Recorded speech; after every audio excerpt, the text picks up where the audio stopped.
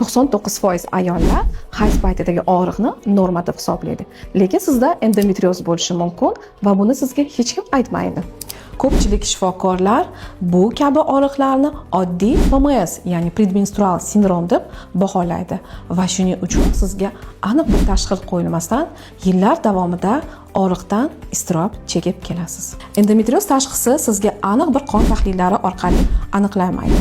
Ko'pchilik aksariyat holatlarda ultratovush tekshiruvi yordamida yoki laparoskopiya amaliyoti orqali aniqlanishi mumkin. Adenomiozning qanday umumiy belgilari bo'lishi mumkin?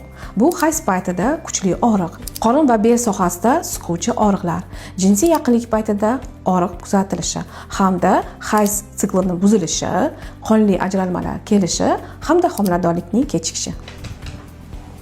Hayz paytida og'riq bu sizni fantaziyangiz emas. Aslida hayz boshlandi deb o'tkazayotgan og'riq so'z signali bo'lishi mumkin. Ayolda endometrioz tashxisi qo'yilguncha 7-10 yil o'tishi mumkin. Shuning uchun bu davr ichida ayollar juda ham og'riqdan iztirob chekishligi mumkin. Agar sizda noodatiy va noaniq og'riqlar bo'lsa, albatta norma deb qabul qilmang.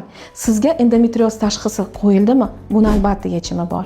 Siz og'riqsiz yashashga loyiqsiz. Agar sizga ushbu ma'lumotlarim qiziq va foydali bo'lsa, albatta ulashing. Zeroki boshqa ayollarga ham foydangiz tegsa.